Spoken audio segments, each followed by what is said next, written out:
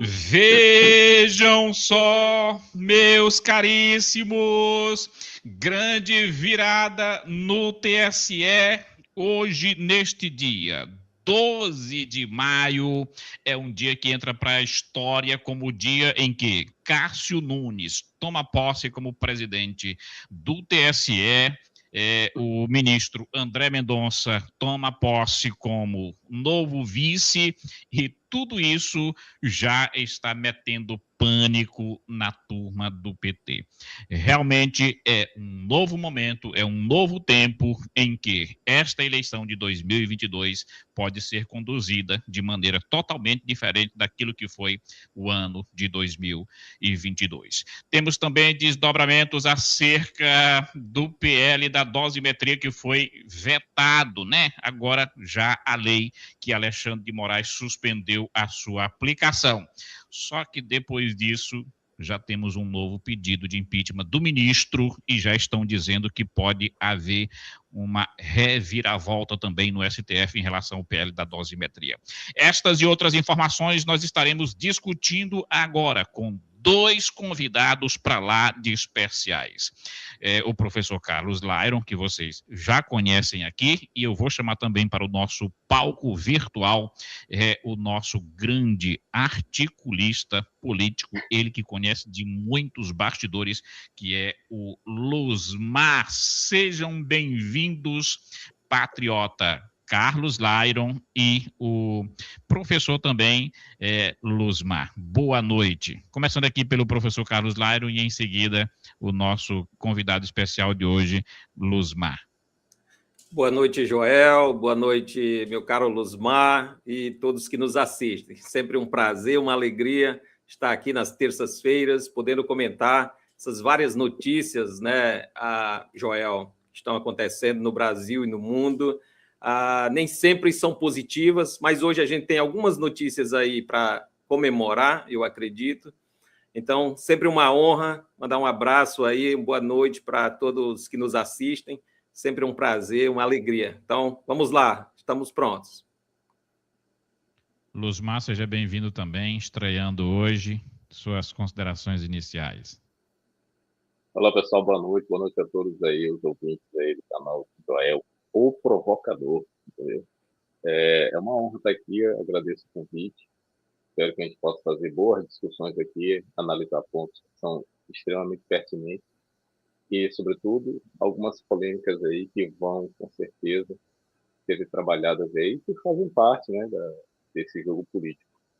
E vamos para mais uma live aí. Muito obrigado, me sinto muito honrado de estar dividindo o espaço com vocês. É isso aí. O Luzmar tem formação teórica muito profunda, além da média, né? Em relação à política, e também tem experiência prática de vivência aí nos bastidores da política. Então, hoje ele vai cooperar com a gente e muito aqui no nosso canal. Você que está aqui me acompanhando também já pode deixar aqui os seus comentários no chat, pode colocar aqui as perguntas, de vez em quando a gente vai estar dando uma olhada aqui e conferindo os comentários de vocês. Mas antes da gente entrar aqui na nossa pauta, eu gostaria de agradecer a cada um que já está aqui, deixando o like. Você que está chegando aqui pela primeira vez, ainda não é inscrito no canal, inscreva-se agora. É de graça, você não vai pagar nada e você vai estar apoiando e impulsionando o nosso conteúdo para que a nossa mensagem, a nossa voz, ela possa chegar ao maior número possível de pessoas. Você também pode pegar a setinha e compartilhar em todos os seus grupos de WhatsApp e outras redes sociais. E também nós agradecemos aqui já os nossos membros que sempre estão aqui colaborando com a gente, são os nossos patrocinadores oficiais. Nós temos aqui também vários meios de você patrocinar o nosso trabalho, se você sentir a vontade de colaborar com a gente, pode colaborar, e eu começo aqui já de início agradecendo Marinaldo Neres Pereira, agradecendo também Manuel Augusto Gaspar, agradecendo ao Agamenon Cordeiro Araújo, todos eles que colaboram com a gente aqui através do nosso Pix, tá bem aqui na nossa tela. Se você também desejar patrocinar o nosso trabalho de maneira voluntária, fique à vontade. Dito isso, nós vamos direto aqui para a nossa pauta, porque o que movimentou o Brasil nesta semana, inesperadamente, foi a pauta do detergente IP. E tudo isso por conta de uma inspeção da vigilância sanitária do atual regime para lá de suspeita, né? Do nada, de repente, resolveram fazer uma fiscalização nessa empresa e de repente se descobre que essa empresa foi uma das maiores doadoras de campanha do presidente Jair Messias Bolsonaro. Então, nós temos agora desdobramentos acerca desse fato, que eu acho interessante que a gente preste muita atenção, porque é coisa absurdamente anormal. Olha só, agentes públicos podem ser punidos por estímulo ao uso de produtos da IP, afirma, olha aqui, ó, entre aspas, especialista. Professor da FGV afirma que autoridades podem ser alvo de órgãos de controle ao incentivar consumo de produtos sob alerta sanitário. Aqui eles estampam, inclusive, a foto do vice-prefeito lá de São Paulo, né, Coronel Melo Araújo. E, além disso, olha, já estão cogitando, através da Anvisa, que já investiga vídeos de pessoas bebendo detergente após suspensão da IP. Então, eles estão cogitando de todas as formas algum tipo de perseguição, tanto a lideranças políticas que tenham apoiado a IP, quanto pessoas anônimas que de repente apareceram aí endossando essa campanha, né, que se levantou aí, Somos Todos IP. Então, conforme, olha aqui, ó, o ministro Alexandre Padilha, decisão sobre produtos foi técnica e não teve motivação política. Eu chamo aqui o professor Carlos Lyron. Me diga uma coisa, você acredita que foi mesmo uma decisão completamente técnica, não foi nada ideológico, enviesado, não teve finalidade política nesta fiscalização da Anvisa AIP? Boa noite mais uma vez, Joel, todos os nossos espectadores. Pois é, Joel, olha, só política, nada técnico, só política. A gente não pode, Joel, e eu venho insistindo nisso, discutir qualquer assunto de forma isolada no Brasil. Todos os assuntos que acontecem, toda a polêmica, tudo que a gente discute sobre política no Brasil, é importante a gente entender o contexto. Nós vivemos em um contexto de uma ditadura comunista no Brasil, da implementação de uma ditadura comunista, desde os anos 60, que é o mesmo povo que está no poder, as mesmas personalidades narcoterroristas lá do passado, dos anos 60, que queriam implantar a ditadura no Brasil, elas continuam trabalhando, eles fizeram isso, né? E eu venho insistindo, aparelharam tudo, todo o Brasil, todas as nossas instituições, e o que está acontecendo hoje, aí sim, agora a gente pode avaliar, uma vez que a gente estabelece esse contexto, né? Eles controlam tudo e é pura perseguição política, porque descobriram que essa empresa fez doação de campanha para a campanha do presidente Bolsonaro.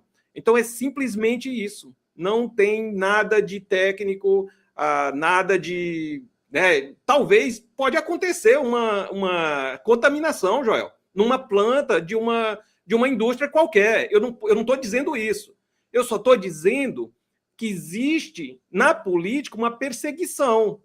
É claro, eles podem olhar lá e não seria uma coisa para alarmar, né? Iria lá, verificar, faz uma inspeção, mas poderiam fazer essa inspeção em várias outras empresas, não somente nessa, né? Não ser uma inspeção ali focada numa única empresa, né? Eles poderiam verificar, investigar, fiscalizar várias empresas. Isso é para o bem da população, então tudo bem. Mas o que está acontecendo aí é óbvio que é pura perseguição política, porque essa empresa fez doação de campanha para a direita, para a campanha do Bolsonaro. Nós estamos em ano eleitoral, então, Joel, tem várias coisas, né, que a gente vai falar mais na frente, que eles estão fazendo, né, mas é simplesmente isso, né, perseguição política, Joel.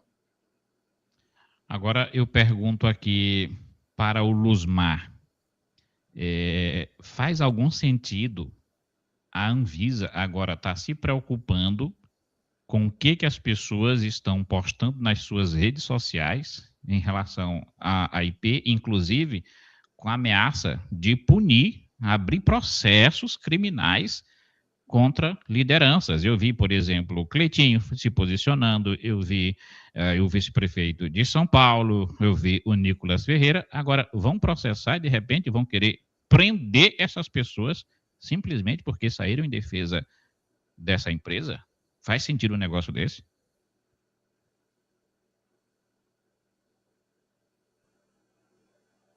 Nós não estamos te ouvindo. Agora sim. Bom, primeiro faz sentido pelo seguinte ponto. Faz sentido pelo viés político, tá? Como o Lairo acabou de colocar aí, existe notoriamente uma perseguição política, ou seja, o que existe é a instrumentalização dos organismos fiscalizadores do Estado para poder fazer ali a barganha política, para poder fazer a demonização do adversário. Sob o ponto de vista político, é mais que esperado que o governo Lula faça isso. Ou seja, o governo de esquerda sempre se utilizaram dos organismos de poder para poder ceifar a liberdade, ceifar o direito ao contraditório, enfim, justamente para poder aniquilar seus adversários. Agora, do ponto de vista técnico, né, a Anvisa tem que fazer seu papel, fiscalizador da vigilância sanitária. Óbvio que tem que fazer. O problema é o contexto, tá? O contexto que a gente vive é o quê? De uma polarização violentamente hostil, tá? Em que vale tudo. Que houve um debate que eu assisti recente até, né? Igual no meio do canal. Um debate americano, em que esqueci, acho que era o Marco Rubio, estava respondendo para um repórter o seguinte: o Donald Trump está utilizando dos mecanismos governamentais para poder implantar as suas determinações e tal. Aí o Marco Rubio falou: mas todos os governos utilizam os organismos de poder para poder implantar as suas diretrizes e tal. O problema é que o Donald Trump não faz isso fora da lei, como o Obama fez, como os outros presidentes fizeram, com a anuência, justamente, daqueles que deveriam fiscalizar isso, que é a imprensa. Eu achei a resposta formidável. Então, a Anvisa está cumprindo isso. Sabemos que nos organismos fiscalizadores do Estado, sobretudo nos tribunais superiores, inclusive, existem pessoas que são notoriamente maculadas com viés esquerdista e estão ali para trabalhar justamente em favor de sua causa. O exemplo mais claro que eu gosto de dizer é esse exemplo recente que teve, né, um ministro, acho que de um tribunal superior, que foi dizer: nós vermelhos, ou seja, o cara abertamente falou, nós vermelhos, e ninguém falou nada, ninguém disse nada, e vida que segue. Aquela Madalene Elástico, parece. Eu não vou muito para essa mulher, mas jornalista, acho que vocês conhecem. Ela, mas, assim, longe das minhas convicções, do que eu penso dela, né, enquanto jornalista, não enquanto pessoa, porque eu não conheço, mas enquanto jornalista, eu acho que ela foi também uma pessoa irresponsável, para dizer o mínimo, na época do Bolsonaro. E aí, agora que ela está sofrendo na pele a perseguição da ditadura de toga, ela falou uma coisa que eu até concordo. Ela disse assim: o que a Anvisa, e assim como os outros órgãos do governo está fazendo, é ser instrumentalizados para perseguir todo e qualquer adversário da esquerda. Então, assim, do ponto de vista político, é esperado que eles façam isso, como eu disse. Do ponto de vista técnico, não tem nada a ver, porque tem vários especialistas também, né, que dizem que essa história da bactéria, ela não tem força alguma, entendeu? E que a própria composição do detergente eliminaria essa bactéria. Enfim, tem tantos outros especialistas, pessoas sérias de renome, que dizem o contrário. Agora, os especialistas, digamos assim, adotados pelo governo, tem também que fazer o papel deles, dizer: não, existe realmente ali um problema tal. Engraçado que eu não vi ninguém fazer isso. Por exemplo, quando teve aquela contaminação de uma cerveja Beck, eu não sei se uma cerveja artesanal, fizeram ali, teve um auê, justamente criticando por que a Anvisa não fez nada, tal. Só foram fazer uma coisa porque houve, parece, uma morte de uma das pessoas, parece. E foi uma falha realmente do equipamento lá de resfriamento, enfim. Mas em casos sérios, por exemplo, como essa das vacinas, que agora sabemos, isso é um estudo recente, das vacinas da Covid, que são experimentais, que teve vacinas que estavam totalmente contaminadas, a Anvisa até hoje não deu uma resposta. E vários outros casos que a gente viu por aí. Então, concluindo, essa atitude da Anvisa é esperada do ponto de vista político e do ponto de vista técnico, não merecer esse auê todo, não merecer esse escarcéu todo, e muito menos o ministro da Saúde vir a público ter que endossar esse tipo de coisa e ficar perseguindo pessoas que estão ali manifestando, acho que talvez até de uma forma anedótica, né, tomando o detergente. Eu achei isso daí assim, até esquisito, mas todo mundo está vendo ali que foi uma brincadeira, né? Justamente como chacota essa iniciativa da Anvisa, porque sabe da perseguição política que o órgão está sendo servido, né? Então, eu acho que o ministro Padilha está muito ocioso ou está justamente fazendo o papel dele como um dos agentes, né, desse partido de esquerda aí que temos no poder, infelizmente. Agora, me parece que a postura ou essa possível tentativa de uma jogada para intimidar as empresas ou possíveis patrocinadores da campanha do Flávio Bolsonaro, parece que ela foi um tiro no pé, né? Porque levantamentos aí de redes sociais já apontaram que 90% das menções em relação a esse caso são menções rechaçando, ou seja, se posicionando contra a postura da Anvisa. 90%. E 73% das postagens apoiando a IP. Tanto que a própria empresa divulgou uma nota informando que depois do episódio o percentual de vendas subiu mais de 300%. Então me parece que aquilo que era para gerar uma intimidação gerou um clima de comoção nacional que mais foi prejudicial eleitoralmente para a campanha do Lula e só projetou o Flávio Bolsonaro. Vocês gostariam de comentar? Faz sentido? Faz sim. Olha só, João, eu vou tentar ser bem breve. Olha só como é curioso isso. A motivação política por trás dessa perseguição é justamente como você bem falou, é porque a IP, os donos, os proprietários da empresa, resolveram fazer uma doação de campanha para o Bolsonaro. Eu não tenho nada contra empresas querendo fazer doações de campanha para as pessoas que eles acham, né, que está no jogo político, que querem que seus candidatos vençam, né? A Ambev faz isso, entendeu? Várias empresas fazem isso. Agora, engraçado que eu não vi ninguém criticar, por exemplo, a JBS, que é uma das maiores patrocinadoras do Lula, foi a maior financiadora da campanha da Dilma. O Banco Itaú. O Banco Itaú é um dos maiores financiadores da campanha do PT. E aí, então, por essa lógica perversa, né, por essa lógica política perversa, então a gente ninguém deveria mais abrir conta do Itaú, ninguém deveria mais comer a carne do boi, ninguém deveria mais tomar uma cerveja da Ambev. Tipo assim, percebe-se que esse tipo de iniciativa só piora a questão, só piora o modus operandi, né, e cria um efeito reverso, né, como esse aí, que é agora da IP, né, que aumentou seu lucro em 300%. Eu achei bem feito para a galera que tentou o contrário. Joel, Luzmar e todos que nos assistem. Isso sem falar da perseguição àqueles que realmente geram emprego, as empresas privadas, né?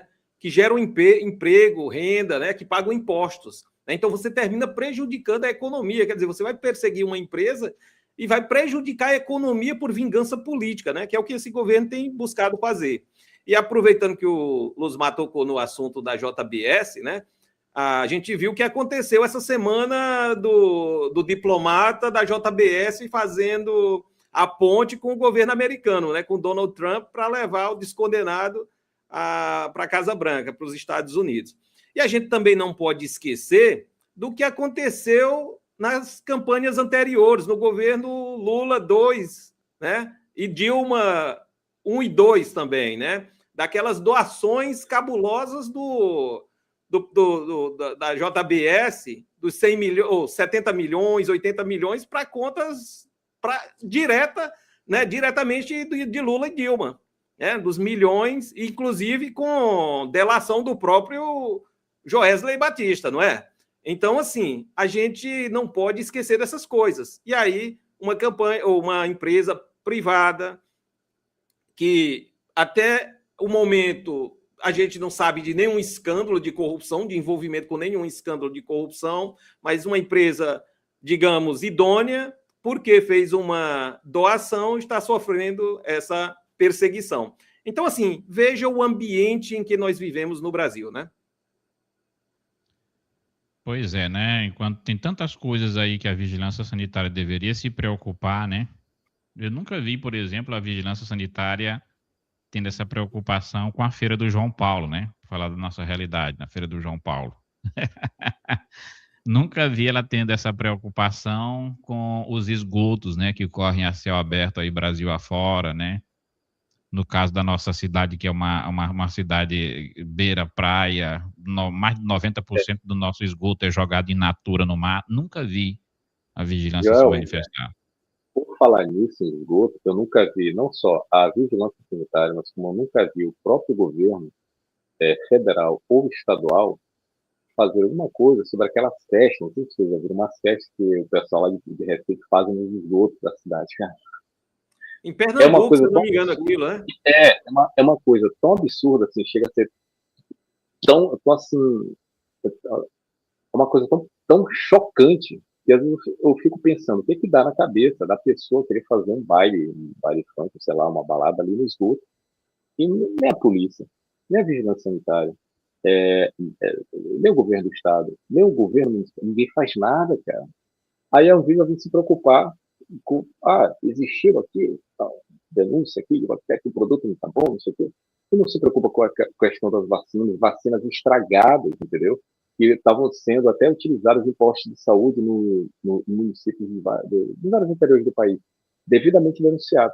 Agora, o que mais me deixa assim enojado é ver a imprensa, né, a grande mídia, endossando o discurso do governo, endossando o discurso da Anvisa. Quer dizer, são justamente aqueles que deveriam fiscalizar isso daí. Então, não, pera lá. Então, se for assim, então existem empresas que também doaram para as eleições aí do PT, que estão sendo processadas e ninguém fala nada, não teve boicote, não teve proibição de venda, não teve nada. Então, assim, eles acabam endossando, são aquela o UOL, principalmente, o Globo News, principalmente, faz isso, entendeu? Endossa o discurso do governo, e deveriam eles ser os primeiros a dizer, olha, isso daí é uma coisa absurda. Tal como estão começando a fazer agora com as arbitrariedades do Alexandre de Moraes. Mas com relação a essa daí da Anvisa, cara, acaba endossando o discurso do governo que piora toda a situação. Né? Toda a situação para eles, a opinião pública, do jornalista, né? Não da empresa. Isso me parece uma técnica já bastante usada pelos regimes esquerdistas, né? De perseguir não somente quem é adversário, né? Mas também começar a perseguir pelos negócios dos adversários. Se você pegar a história lá do cara do bigode da Alemanha, era basicamente isso que ele fazia, né? Pregando uma espécie de boicote às empresas dos judeus, né, arrumando lá o seu quê, procurando pelo em ovo para gerar alguma justificativa para a força do Estado partir para cima da empresa, do negócio da pessoa, para estatizar, para tomar, etc. e tal, e fazer o que aconteceu, né? Então, é uma situação extremamente preocupante, né? Preocupante.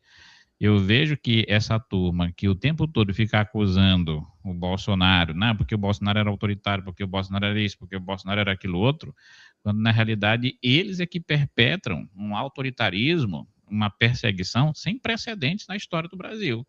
Eu, pessoalmente, não me recordo de ter visto no governo do presidente Bolsonaro ele perseguindo, tentando fechar, por exemplo, meio de comunicação, rádio, TV, nunca vi o presidente Bolsonaro mandando fechar, nunca vi o presidente Bolsonaro mandando perseguir uma empresa, seja lá de qualquer setor, porque tenha doado mais para o Lula, ou porque o dono da Magazine Luiza seja declaradamente esquerdista. Isso nunca aconteceu.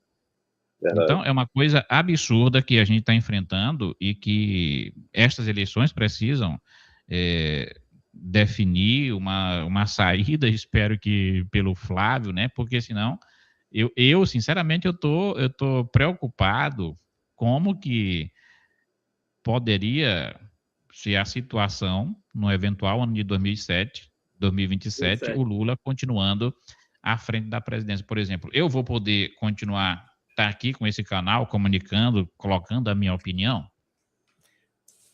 Sinto muito, Joel. Se eles ganharem a eleição, não vai poder, não. Nós só vamos ter 3 saídas: mar, terra ou ar. Verdade, isso é fato. Se eles ganharem mais essa eleição, se consolida a ditadura no Fazendão, né? Mas, Joel, já que eu... Joel, já que eu... informação rápida, com relação a essa coisa das empresas, aliás, com essa relação aí da imprensa e do discurso do governo com relação a IP, uma informação aqui para vocês. Aqui.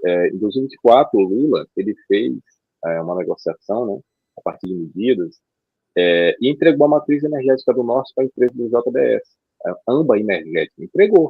Simplesmente entregou a matriz, que é justamente dos irmãos Batista, JBS, né? E essa medida vai onerar o preço da conta de luz justamente para os mais pobres. Segundo os próprios, eu não sei se foram analistas, né, nessa área especificamente, disseram que isso vai trazer uma oneração de cerca de 2 bilhões de reais. Agora, por que foi feito isso? Porque essa Amba Energia, ela comprou 13 usinas da Eletrobras que estavam dando, 12 delas na Amazônia, que estavam dando prejuízo de 10 bilhões. Entendeu? Que já estava com uma dívida de 10 bilhões. Eles compraram e tomaram conta agora da matriz energética. E eu não vejo a imprensa falar nada sobre isso. A imprensa também é vendida, né?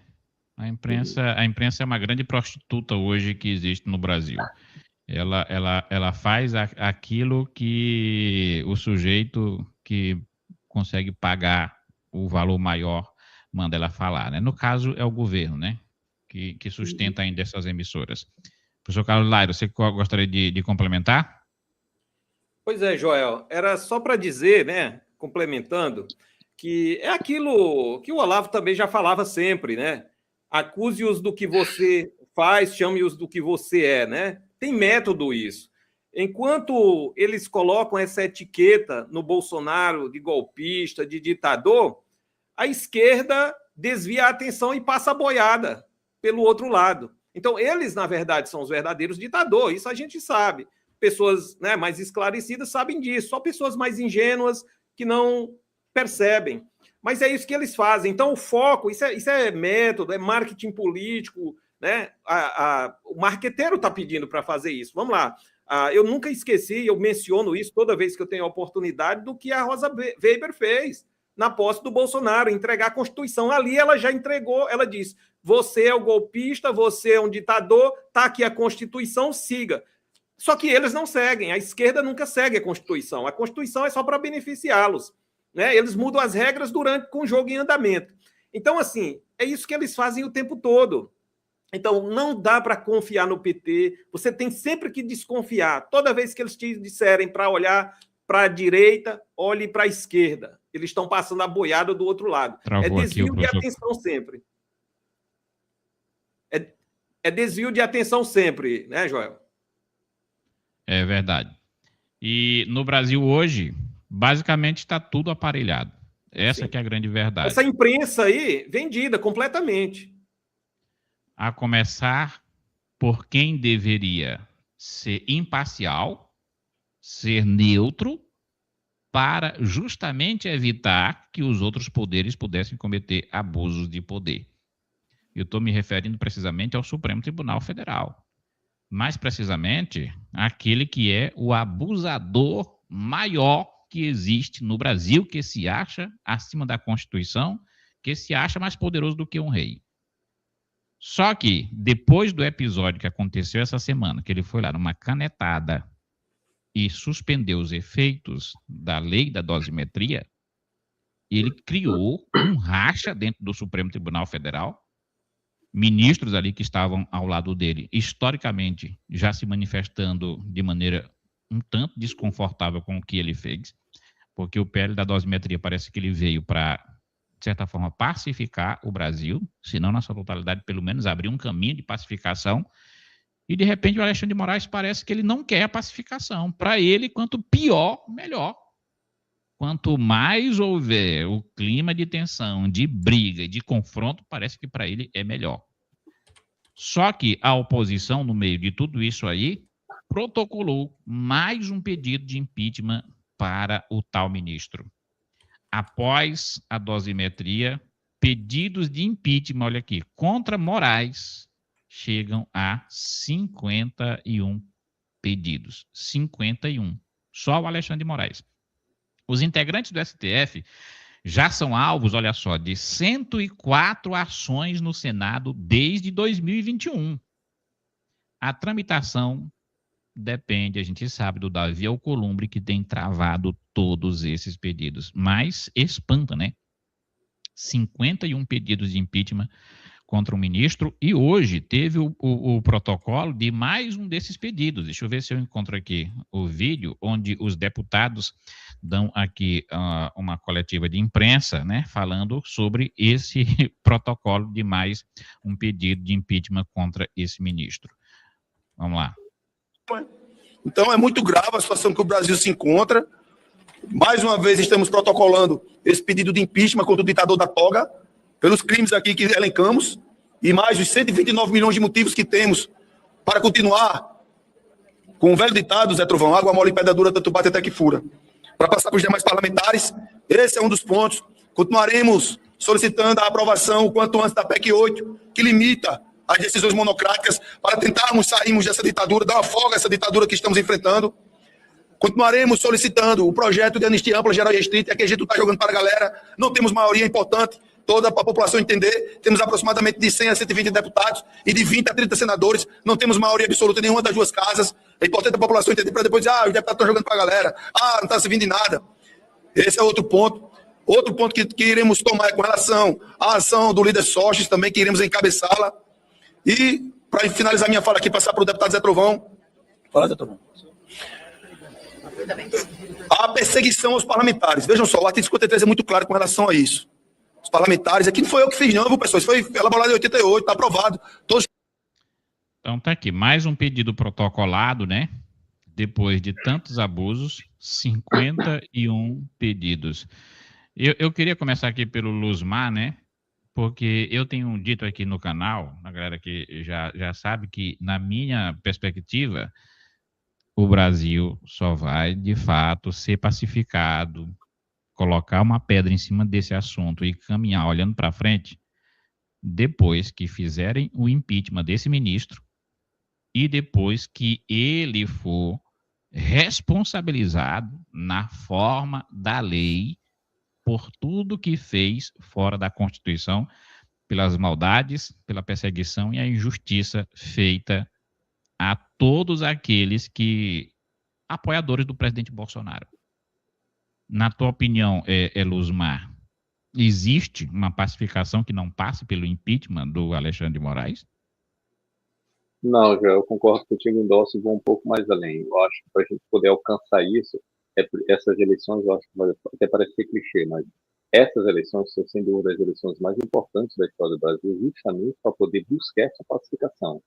E passa, justamente, pela retirada de pessoas, de usurpadores, como o Dantas, lá do antagonista, falou. Temos que nos livrar dos usurpadores. Não importa, seja da direita, seja da esquerda. Eu acho que o Brasil, ele vive um momento, digamos assim, de pavimentação do caos.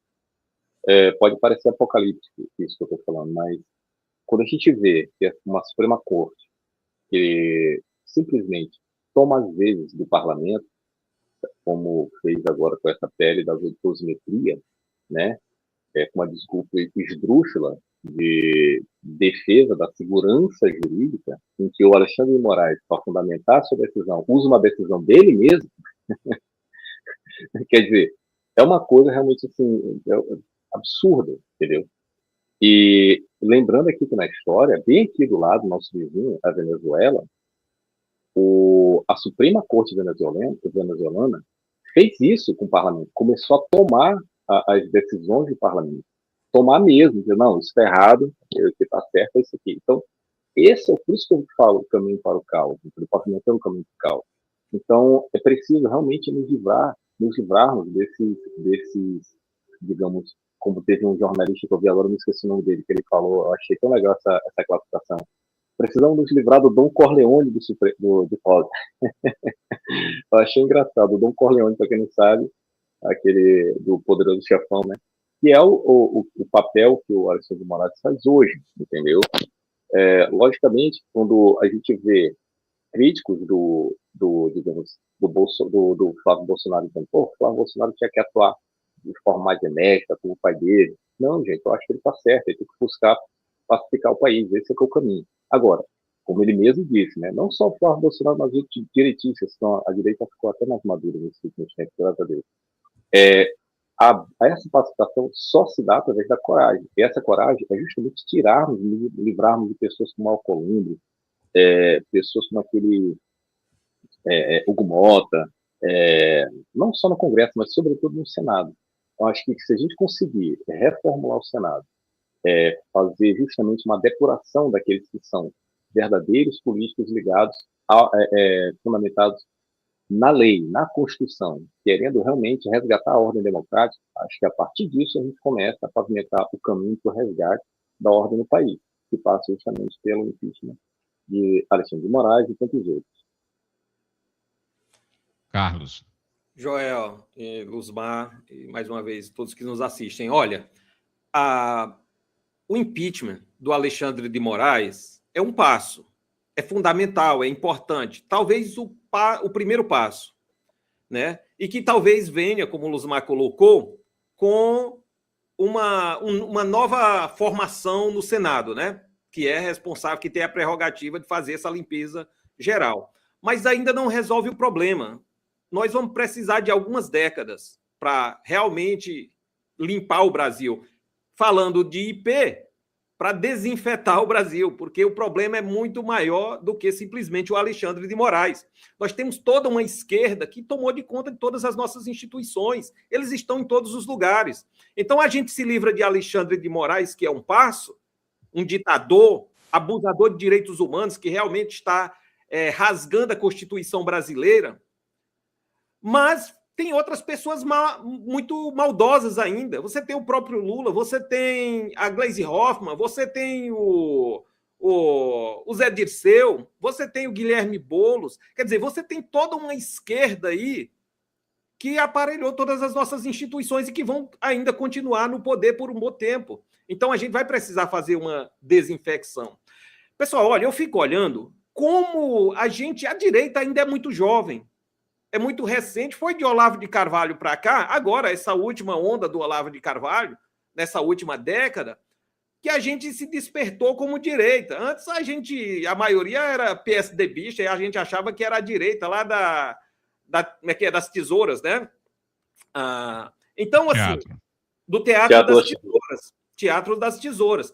Mas olha o que nós estamos comemorando, pessoal. Olha o que a gente às vezes comemora.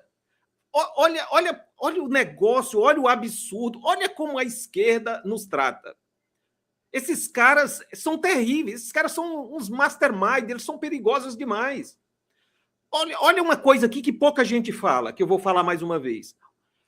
Pessoal, ao invés de nós da direita estarmos comemorando vitórias, olha o que eles nos fazem celebrar. Redução das derrotas, redução das penas que eles nos imputaram sem a gente cometer crimes nenhum. Olha o que nós estamos celebrando, olha o que a direita celebra. Vamos reduzir a dosimetria, redução de penas. Nós não devíamos estar celebrando isso, pelo contrário, nós nunca deveríamos ter sido presos, ninguém desses eventos. Esse pessoal foi encurralado, eles foram levados por lá, eles é que caíram no golpe. O golpe foi dado, a esquerda deu um golpe, e eles têm dado golpes sucessivos na direita brasileira, há décadas. Então, assim, não há o que comemorar com dosimetria, não há o que comemorar com anistia, o que precisava era... Tu me permite fazer um adendo do que tu acabou de falar, que eu achei perfeito. Isso é uma das grandes críticas que eu tenho a direita atualmente.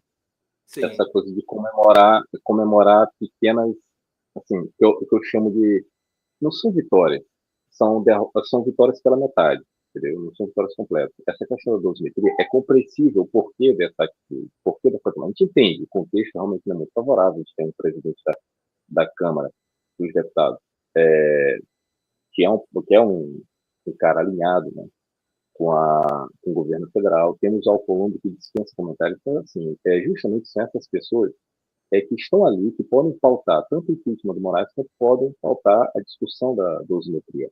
Essa talvez não seja a melhor das soluções. Foi a que se encontrou, né? Ok, mas eu também não concordo com a direita comemorar isso daí como se fosse uma grande vitória. Eu acho, assim, fazendo uma comparação aqui, eu acho que foi o seguinte, eu acho que ao invés da direita comemorar um banquete, acho que a direita se contentou com um pastel com caldo de cana. Sim, pois é. O que a gente tinha que estar comemorando, pessoal, no Brasil? Nós tínhamos que estar, era passando vitórias lá, era comemorando redução de impostos, era geração de emprego e renda, era botando bandido na cadeia, né? Era desburocratizando o Estado brasileiro, né? Modernizando as instituições públicas, era melhorando os índices educacionais do Brasil, melhorando a saúde, qualidade na saúde, era moradia, né? Providenciando moradia para nosso povo, era providenciando segurança pública, era isso que a direita tinha que estar fazendo e comemorando essas vitórias, isso sendo aprovado no Congresso, e não a redução de pena para um crime que a direita não cometeu, né? Que, na verdade, eles é que foram, né, ludibriados, enganados e levados para lá. Cadê as câmaras do 8 de janeiro que o Rocambole escondeu? Né? Agora eu queria colocar uma provocação aqui para todos vocês, né? O nosso canal é o Provocador. Canal é Vou colocar uma provocador. provocação agora aqui para vocês, né? Porque a gente tem o consenso de que a pacificação do Brasil passa pelo impeachment, a começar do Alexandre de Moraes, e a responsabilização criminal dele em sequência. Agora é o seguinte, Gilmar Mendes já andou dando umas entrevistas dizendo que se, porventura, o Senado empichar ministro do STF, eles vão derrubar. Aí é o que eu fico me perguntando. Ó, eles estão ameaçando derrubar se o Senado, porventura, fizer o impeachment. Aí qual é a saída que o Senado vai ter? Além disso, eles já estão tentando se precaver, abrindo processos contra todos os possíveis candidatos da direita que apoiam a proposta de impeachment. Eles estão colocando todos sob júdice. Provavelmente, eles vão agir para não permitir que esses nomes fortes da direita concorram, inventando lá alguma coisa, né? Algum tipo de crime para justificar que eles são inelegíveis. Então, numa situação dessa, porque quem é analista político tem que ver o melhor cenário e o pior cenário. O pior cenário para mim é esse: a direita elegendo uma maioria de senadores de direita que vão pautar o impeachment, que vão aprovar, e aí depois faz como o Alexandre de Moraes fez, numa canetada diz não, essa votação não valeu de nada. E aí? Como é que fica a situação, Luzmar? Gel, tu tens toda a razão. Eu também vejo a coisa por esse lado. Tem uma máxima popular que é atribuída ao Rui Barbosa, que até hoje eu não tenho provas que realmente é atribuída a ele, que é o seguinte, que a pior ditadura é a do judiciário, porque contra ela não há a quem recorrer. No caso, o próprio Gilmar Mendes, o Alexandre de Moraes está dando provas cotidianamente aí de que eles é que o judiciário, o poder judiciário é o poder que controla agora o país, né, que está dando as ditas regras no país. E o Gilmar Mendes está endossando isso numa fala dessa. Num país sério, jamais um juiz da Suprema Corte proferir algo tão absurdo como esse. Porque ele está ali claramente dizendo, olha, não importa o que o parlamento decida, nós é que vamos dizer qual vai ser a decisão final. Isso daí não é de todo ruim, porque, olha só, a história do movimento comunista, eles sempre se utilizaram dos aliados de contexto, aliados de conveniência, né? Aqueles que, no momento, eles podem se unir. Tanto é que eles já se uniram atualmente se uniram com o próprio Geraldo Alckmin, se unem com partidos de centro. Aqui no Maranhão, o próprio PT, né, na figura do Lula, já veio a equipe de votos justamente para a família Sarney, e a história do PT e das esquerdas aqui no Maranhão, justamente criticando a oligarquia Sarney e tal. Então, para eles, não interessa. O que interessa é quais são os aliados do momento que podem nos ajudar a chegar lá. Só que é o seguinte, esses aliados passam.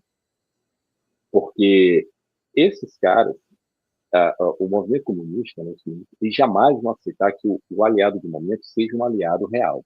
Nunca eles aceitaram isso. Nunca eles vão aceitar esse tipo de coisa. Então, o momento do Alexandre de Moraes, com essa verve toda de ditador, de mandão do país e tal, isso é só porque, no momento, ele é decisivo e ele é necessário para poder tirar o bolsonarismo do jogo político. E tirar deixar só aquela tal direita que fazia parte na época ali do Teatro Brasileiro. Essa direita é boa, porque ela de fato não é uma direita. É o quê? É uma caricatura de direita. São aquilo que a escola de Frankfurt, né, chamava de, aliás, os estudiosos, né, da escola de Frankfurt chamam de fabianos, os socialistas fabianos, né, que se configurou hoje chamado de sociais democratas, né. É isso, é o PSDB. Então, esse tipo de direita é permitido. Que aí é uma opinião pessoal, que é o que o MBL está se tornando, entendeu? O MBL está se tornando essa direita permitida. Então, assim, o Alexandre de Moraes ele é necessário no momento. O Gilmar Mendes é necessário no momento. Entendeu? Todos que passarem por isso serão necessários no momento. Mas depois que eles dominarem tudo, todos os organismos de poder, esses caras, com certeza, Alexandre de Moraes vai ser rechaçado. Tá? Isso daí é uma coisa que a própria história do movimento comunista prova isso. Então, nós temos que fazer a nossa parte. Temos que, através da eleição, eleger o máximo de senadores possível. E chegando nesse ponto, Zé, eu acho que vai acontecer mesmo, de qualquer pedido de impeachment que chegue lá no Congresso, seja aprovado, não vai ser acatado pelo Judiciário, aí fica a pergunta, mas por que o Judiciário faz isso e ninguém faz nada? Porque justamente eles têm ali o braço armado do Estado do lado dele. Eles têm a Polícia Federal. Eles têm parte, isso daí é uma coisa que o professor lá vai falar muito, o movimento comunista se infiltrou justamente nas Forças Armadas, então eles têm uma parte considerável das Forças Armadas que dão essa segurança de força para eles. Entendeu? É por isso que tem essa sanha autoritária do STF. Eu escrevi, inclusive, no portal TR7, que eu escrevo lá, né? Sou comunista lá, eu coloquei isso daí, eu fiz uma matéria falando sobre a sanha autoritária do STF, justamente na figura do Alexandre de Moraes. Olha só uma coisa curiosa com relação a essa pele da dosimetria. O próprio Alexandre de Moraes escreveu a lei, né, o projeto de lei, encaminhou para o Congresso do jeito que ele queria, através daquele paspalho do Paulinho da Força, né, que virou ali uma espécie de garçom dele, né, do Alexandre de Moraes. E aí depois, olha, só quero se for assim. Quando é aprovado, aí o Executivo vai lá e veta. O Congresso derruba o veto. Aí volta para Alexandre de Moraes. Aí o que ele faz? Não, olha, veja bem, eu não vou, os efeitos dela vão ser suspensos, porque entrou aqui 2 ADIs do PSOL e pasmem, da Associação Brasileira de Imprensa, né, que tem um viés esquerdista horrível, entendeu? Ele está maculado de vermelho, né? Então a gente vai analisar primeiro. Cara, não existe nenhuma jurisprudência que suspenda os efeitos de uma lei promulgada. Nem a DI poderia fazer isso, a não ser que ela tivesse sido discutida no plenário. Coisa que ainda não foi. Sabe-se lá quando vai ser. Então, assim, o Alexandre de Moraes, ele para justificar isso, ele usou as próprias decisões dele para justificar esta mesma decisão, uma coisa inédita, entendeu? Ou seja, sabe-se lá quando que vai ser julgado isso daí. Há uma saída que seria a revisão criminal para ser julgado numa outra turma, que não a do Alexandre de Moraes, na qual ele nessa segunda turma ele não poderia ser relator. Mas temos ali, além do Alexandre de Moraes, temos o Toffoli, temos o Gilmar Mendes, temos a Carmen Lúcia, temos o Fachin, ou seja, ainda tem uma curriola de agentes ali ligados digamos, a turma do Alexandre de Moraes, que podem piorar ainda mais a situação. E sim, Jóia, eu acho que caso não aconteça isso, se vamos supor, o Flávio Bolsonaro ganha as eleições, vamos ter maioria no Senado. vamos aprovar o impeachment do Alexandre de Moraes. E ainda se não acontecer nada, acho que bem ali vai ser um momento, assim, start para uma coisa um pouco mais violenta, beirando ali a uma insurreição civil, entendeu? De pessoas que vão ali realmente falar, não, chega, já foi, não tem mais como aguentar, e aí só Deus sabe. Eu penso também que nesse ponto bem aí, inevitavelmente acontece uma ruptura institucional sem precedentes. O Senado tende a desobedecer a ordem do STF e ignorar por completo. Aí vamos ver quem é que tem mais força, né? Porque possivelmente o Flávio na presidência, possivelmente, eu estou dizendo possivelmente, porque de acordo com o que a gente viu, lá dentro das Forças Armadas tem muitas melancias, né? A gente não sabe de que lado que as Forças Armadas estarão, se é do lado da Constituição, do lado do povo ou do lado dos comunistas. Porque bem aí eu vejo que há um risco enorme de uma verdadeira ruptura institucional. E eles têm uma banda podre da PF, né? Que segue eles à risca. Então, o risco de um conflito, de uma ebulição social, eu acho que é gigante. Temos aqui o sociólogo, né? Que pode falar um pouco melhor sobre isso. Luzmar, Joel, né? Olha, com relação ao que o Alexandre de Moraes está fazendo sobre o PL da dosimetria, né? Ele está barganhando, né, com o Congresso. Como tem esses vários pedidos de impeachment, ele vai usar para barganhar. Por quê? O Lula, nessa viagem para os Estados Unidos, é muito provável que o nome do Alexandre de Moraes não está naquela lista que ele disse que entregou para o Trump, de liberação de vistos e tudo. Muito provavelmente. Pode ver que ele segurou o PL logo depois que o Lula voltou dos Estados Unidos, né?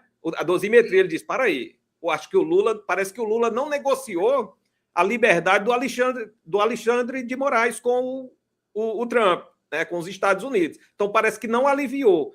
Como ele estava entregando, ou como uma das pautas era sobre o narcoterrorismo, talvez, né, ele deixou alguns de fora. E, inclusive, o governo tem interesse em proteger, né, esse pessoal. Mas, enfim, então, ele está usando para barganhar.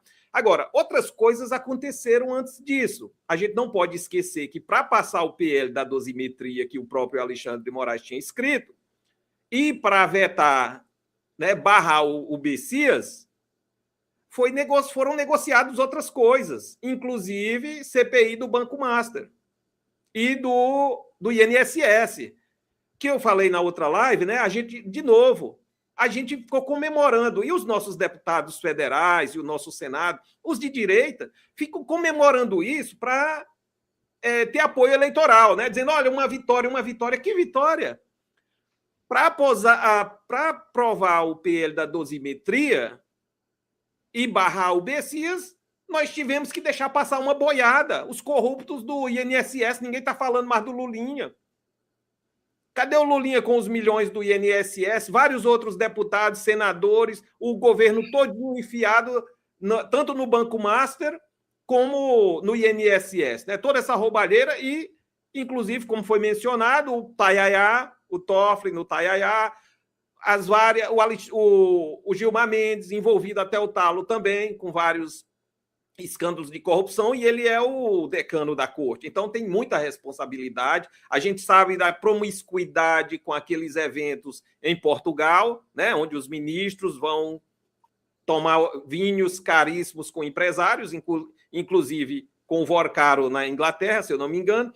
Então, assim, a gente não pode esquecer disso, né? Dessas comemorações, dessas celebrações que, na verdade, são derrotas. A gente abre mão de uma coisa enorme para barganhar uma coisinha pequena ali, uma pequena vitória que é só política ali, né, para as redes sociais, mas que na prática não se consolida. Nós estamos perdendo o tempo todo para esse pessoal. E aí, Joel, falando de sociologia, nós temos um problema seríssimo no Brasil. Isso aqui é constatado já historicamente, são 500 anos que a gente passa por isso.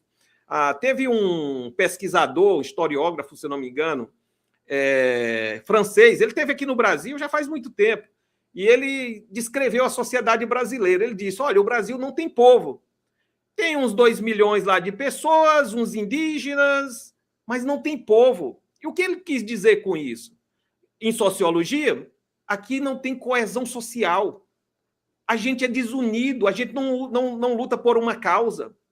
A gente está nessa polarização, né? E aí esquece a razão. Muitas vezes a gente só quer ganhar do outro lado e a gente esquece realmente da razão, do que seria bom para a nação, do que a gente precisaria construir, né, para o país, que país a gente quer para o futuro. Então, assim, a gente não tem essa coesão social. Nós precisamos de um evento, talvez, catastrófico, alguma coisa que faça nos unir, que nos faça unir. Até recentemente,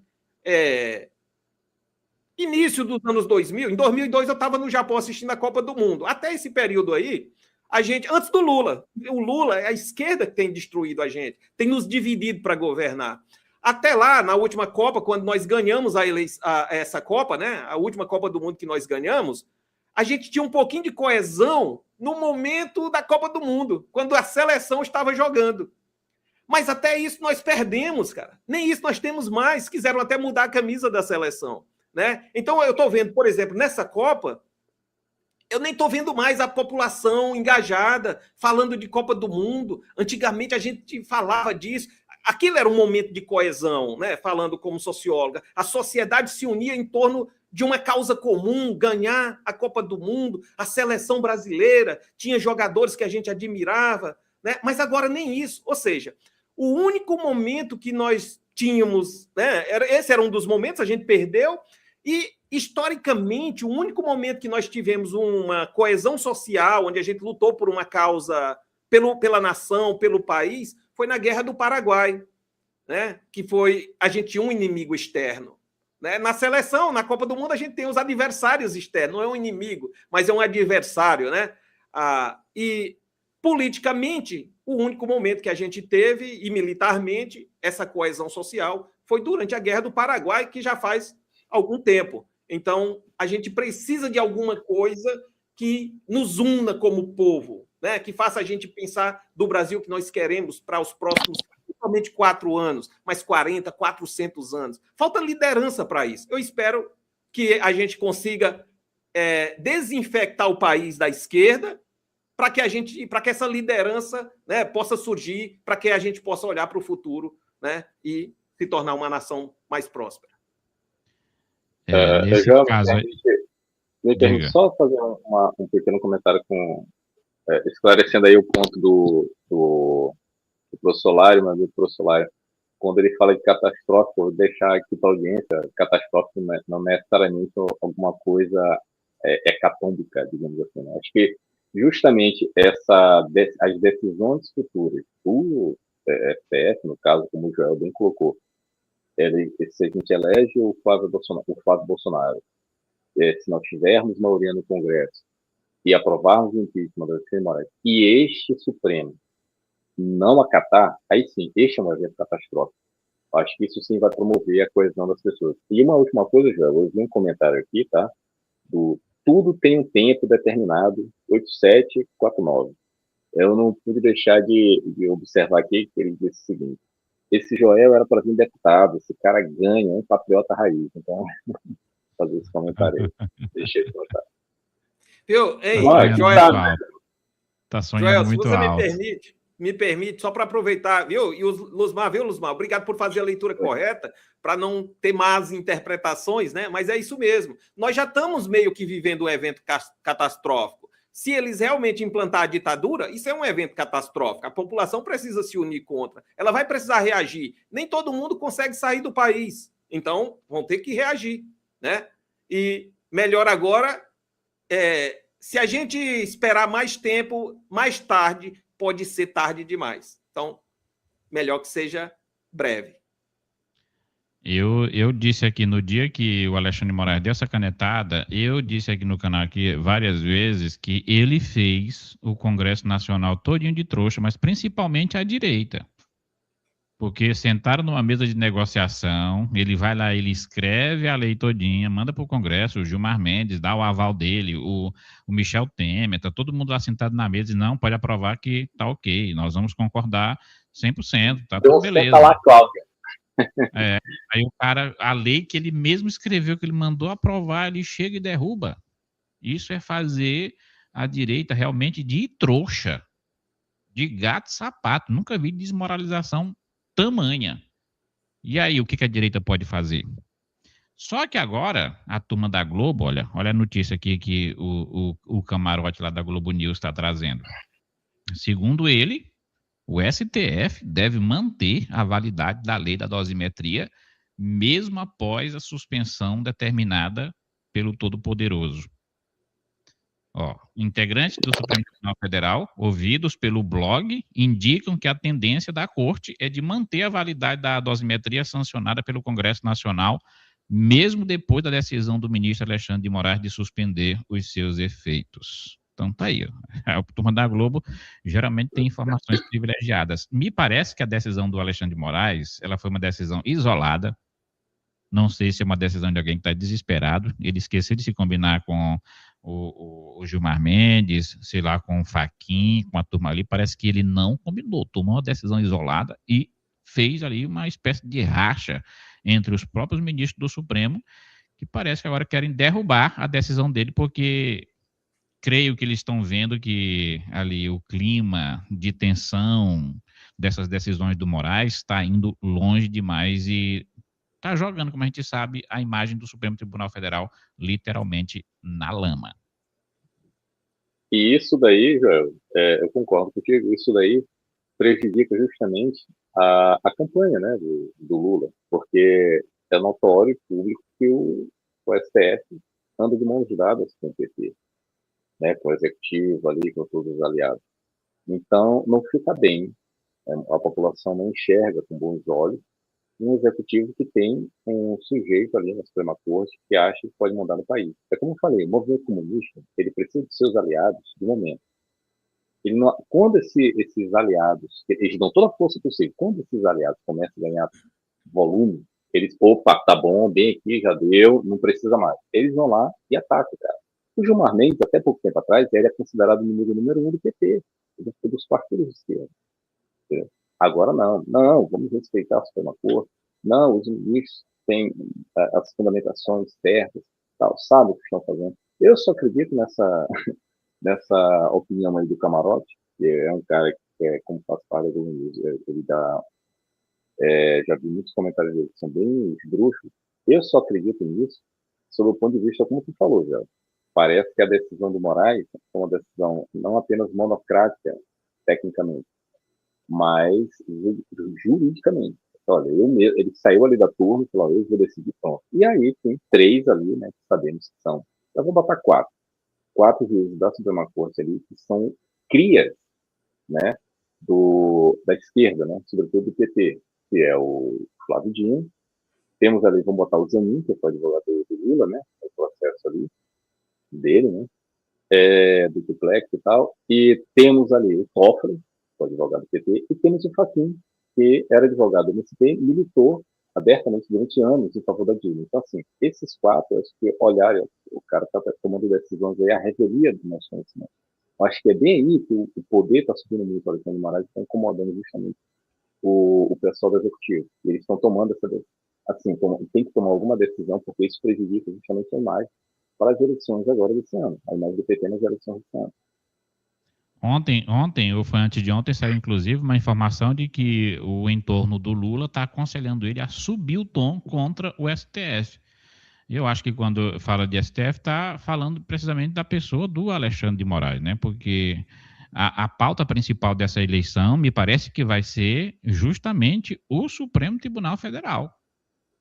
Depois do Supremo Tribunal Federal, a pauta mais importante vai ser segurança, né? Mas a número 1, pelo menos para a eleição ao Senado, a pauta que vai ser decisiva, sei lá, para 70%, 80% do eleitorado, é o comprometimento do candidato em pautar impeachment de ministro do Supremo. Enfim. Joel, diga. Sem interromper muito, mas que diga-se de passagem, com relação à pauta da segurança, o próprio STF está com a mão aí, né? Começou com o Fachin protegendo as facções no Rio de Janeiro. Então, isso se alastrou pelo país inteiro, né? Deu guarita, né? Vários traficantes de vários estados encontraram, inclusive, refúgio no Rio de Janeiro, porque a polícia não poderia entrar. Então, nos estados que combatiam, eles fugiram para lá, né? Então, o STF deu guarita, proteção, inclusive, para esses narcotraficantes. Já aproveitando bem que eu ensejo, eu trago já a Malu Gaspar detonando o desgoverno, justamente por não ter nenhum plano para a segurança. O plano do Lula para a segurança é que ele não tem plano nenhum, né?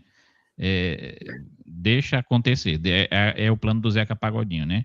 Deixa a vida me levar. Isso é o mal de você não ter um plano de longo prazo, né? Você querer fazer de última hora um plano que é feito sob encomenda para a eleição.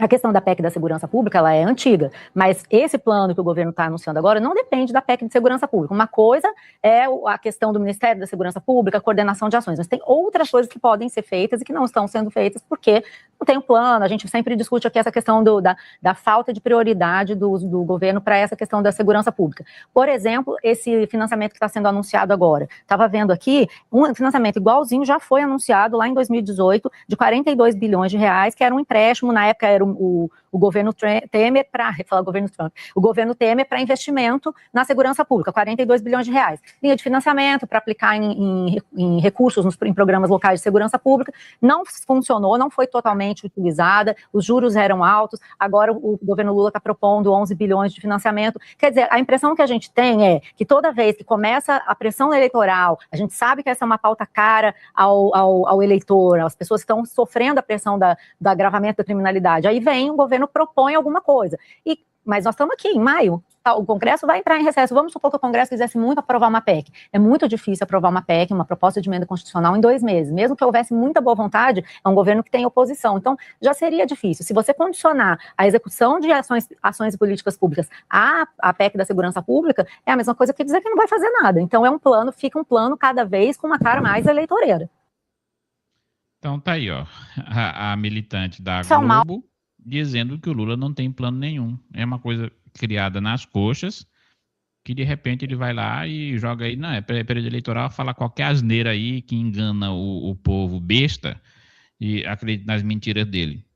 Eu acho que o plano da esquerda para a segurança é aquele plano de uma especialista, alguns meses atrás, que viralizou aí, ela dizendo, né, que o plano era pegar pedra e jogar pedra nos bandidos, que já era o suficiente para combater a criminalidade, né? Ou então o plano dele é proteger as organizações criminosas que hoje, no meu ponto de vista, se tornaram o braço armado da esquerda no Brasil. Realmente, na opinião de vocês aí, qual é o plano da esquerda e do Lula para a segurança pública? Vai lá, Luzmar. Tá. Eu quero saber, primeiramente, o seguinte: vocês estão me escutando bem agora? Sim. Deu um jeito aqui, porque o microfone estava baixo. Bom, qual é o plano da esquerda para a segurança pública? Não tem plano, entendeu? E outra coisa, a Malu Gaspar, eu estou achando, assim, durante muito tempo eu não gostava dela, tá? Eu continuo gostando de algumas opiniões dela, né? Mas ela está sendo, digamos assim, uma pessoa importantíssima agora, justamente por conta dessa questão do Banco Master, e algumas opiniões dela, né, que é o que a gente vê muito combatido, né, na ideologia de esquerda, que você não pode ter uma opinião sua, né? E algumas opiniões acabam convergindo. Eu concordo com ela quando ela diz isso, que o plano do governo justamente é um plano eleitoreiro, para dar uma justificativa para as pessoas que eles têm preocupação com a segurança pública. Mas o histórico de ações do governo Lula, do governo Dilma, dos governos de esquerda em geral, sobretudo na Bahia, que eu acho que é o pior caso, são justamente de afrouxamento, tá? Não é de combate contra as facções criminosas. Porque se fosse o combate real, essas facções não dominariam cidades inteiras, municípios inteiros, entendeu? Sobretudo aqui no Nordeste. Então, isso daí é mais uma narrativa criada, né, para fins eleitoreiros. Eu acho que não. E outra coisa, a própria esquerda defende uma coisa que eu sempre achei muito absurda, entendeu? e idiota do ponto de vista lógico. Defende o fim da polícia militar. Como é que um partido, né, com viés socialista, comunista, pode falar em segurança pública que é justamente acabar com o braço de segurança armado do Estado? Isso não tem lógica, entendeu? Sem falar que existem outras determinações, né, esquerdistas, né, socialistas, vamos botar assim, que é justamente proibir prisões de pessoas, de usuários de drogas, por exemplo. Eu me lembro que teve uma iniciativa, acho que foi no governo Dória, né, quando ele era prefeito, que a polícia foi lá na Cracolândia, saiu prendendo todo mundo e tal. Aí teve um pessoal aí, sobretudo a classe artística, né, que absurdo, o governo Dória, quando ainda ele se travestia, né, de direito, que absurdo, o governo Dória foi lá e usou violência tal, contra os usuários. Quando foi descobrir, a maioria das pessoas que foram presas ali eram traficantes. Ou seja, eles estavam ali no meio da Cracolândia, são viciados também, mas eles estavam comercializando, entendeu?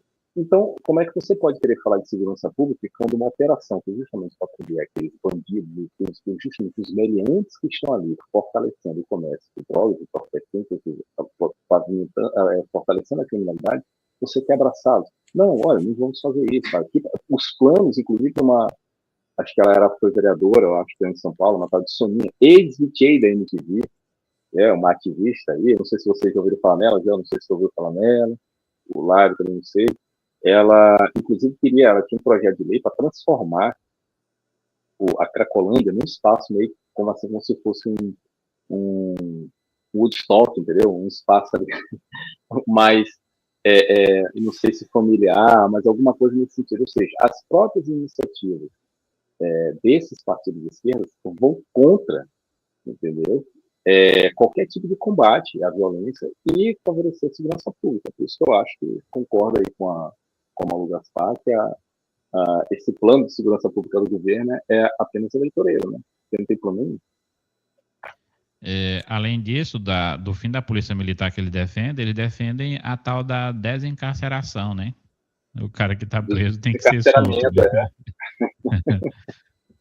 A segurança deles é totalmente o contrário. Carlos Lyron.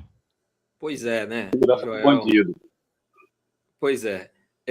Eu acho, Joel, que eles têm um plano, né? Na verdade, o plano é não ter plano. Faz parte, é o plano deles. O plano sempre foi de continuar no poder para sempre, e faz parte, eles seguem um livro de implantação do comunismo, Joel, na verdade.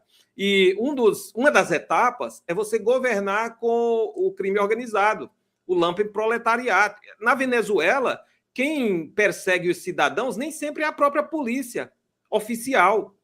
São os próprios grupos armados, as facções, que matavam cidadãos adversários do regime em plena praça pública. E aqui nós caminhamos nessa mesma direção. Hoje, quem nos ameaça mais? São as facções.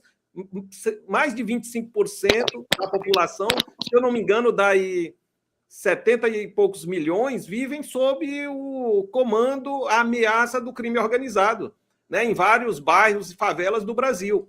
Então, assim, e isso tem método.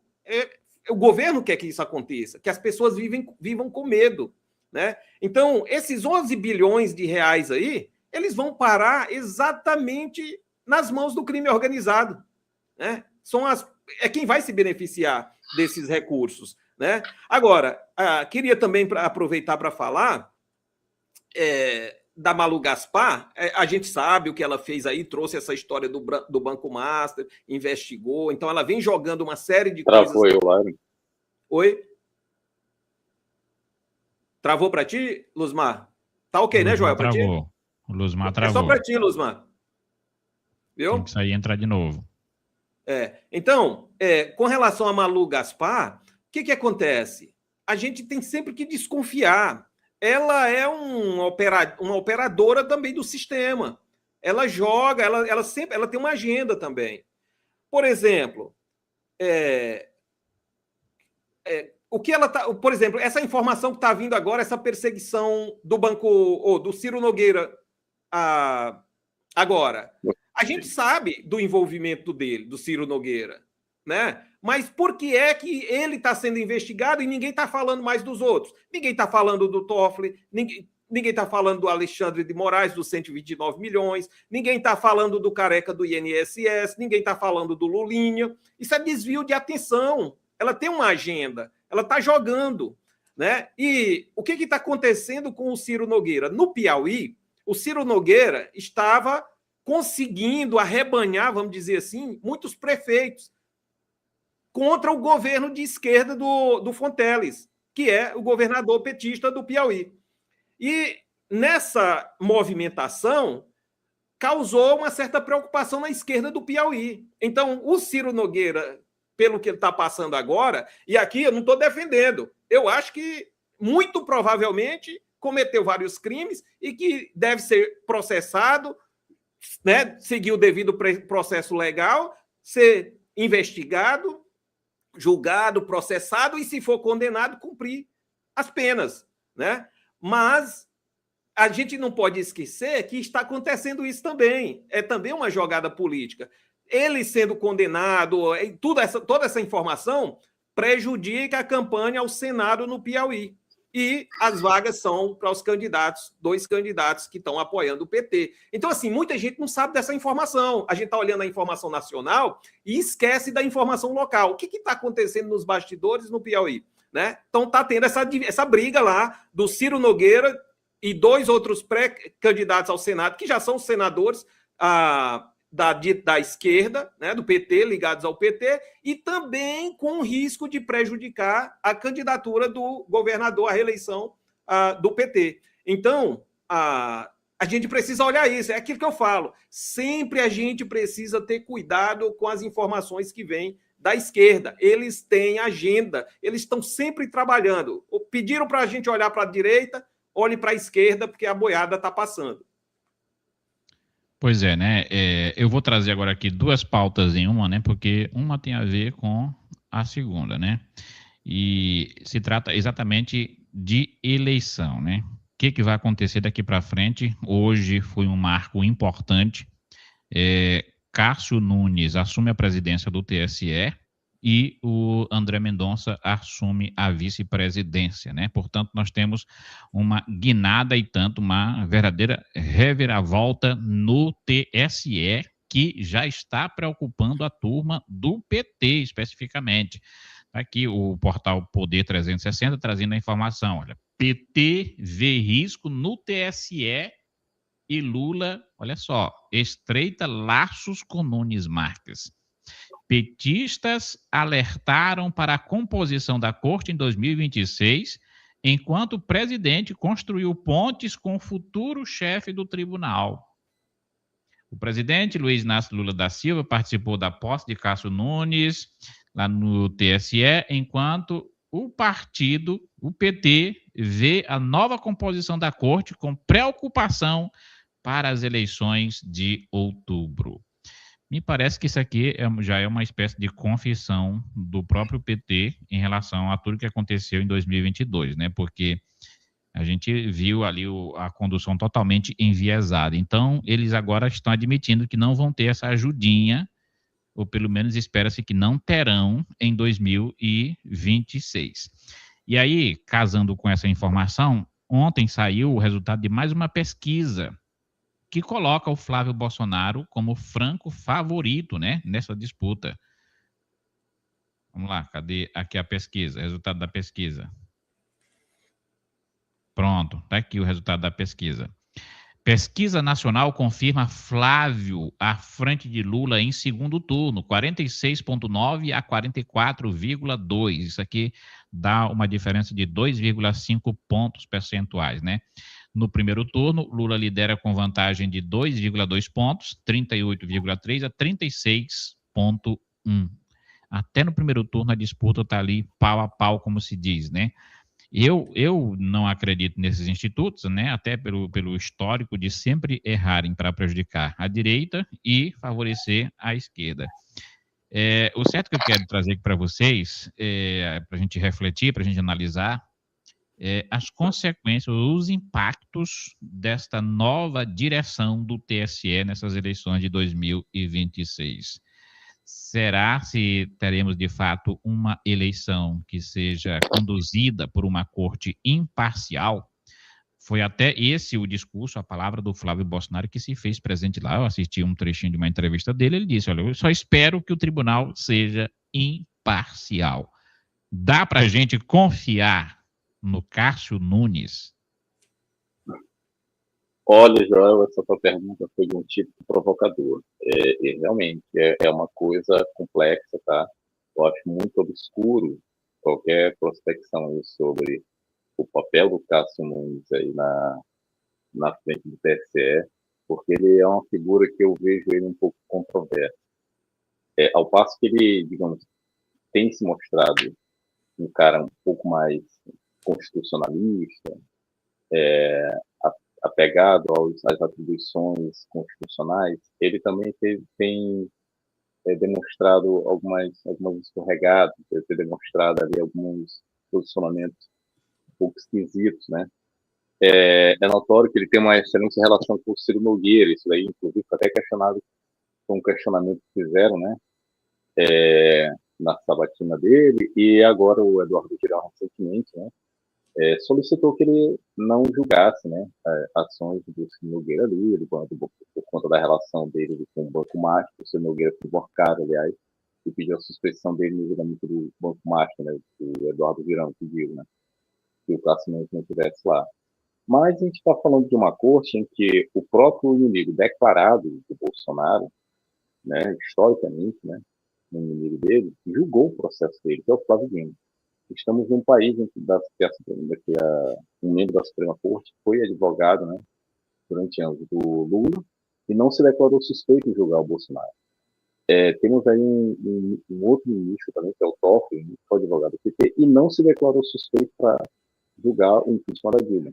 Então, temos um advogado do PT, então, assim, temos várias, como o Dantas falou, né, do antagonista, temos várias peculiaridades tupiniquins, temos várias brasilidades, né, acontecendo no cenário político do Brasil, que deixa a gente, assim, com a visão turva sobre o que vai ser o futuro. Eu tenho para mim que o Cássio Nunes vai fazer um trabalho, pelo menos,